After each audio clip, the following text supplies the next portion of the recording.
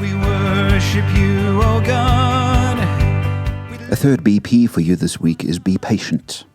Shireen and I live in Gauteng, which is really the major metropolis of our country, you could say. Life is busy here.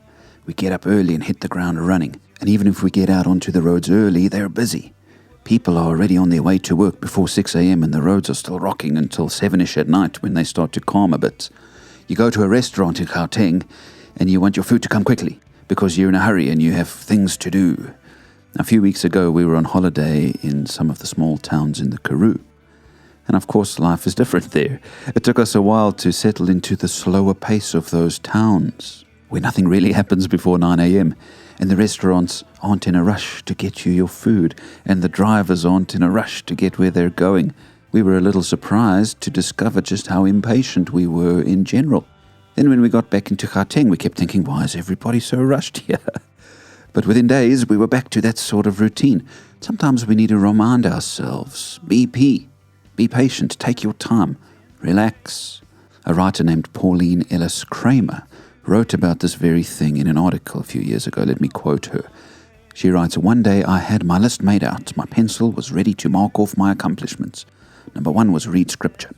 I perched on the edge of a chair and cranked up my speed reading skills. Opening my Bible to Psalm 27 verse 14, I read, 'Wait for the Lord.' Wait. I don't have time for that. I flipped over a few pages and came to Psalm 37 verse 7. 'Be still before the Lord and wait patiently for him.' Not again, but that's Old Testament thought. I'd better read from the New Testament. I turned to the New Testament and my Bible opened to Romans 8 verse 25. But if we hope for what we do not yet have, we wait for it patiently." "Are you trying to get a point across to me, Lord?" she writes. The Lord was saying that not only do I need to wait, but also I need to wait patiently. But I want my prayers answered now. I want my problems solved today. I want complete spiritual growth yesterday. How can I wait patiently in an impatient world? Then she says, how can I not wait? Even though God is always there for me to come to, He didn't put me in charge of His time schedule for answering prayers. He waited for me to accept His gift of salvation.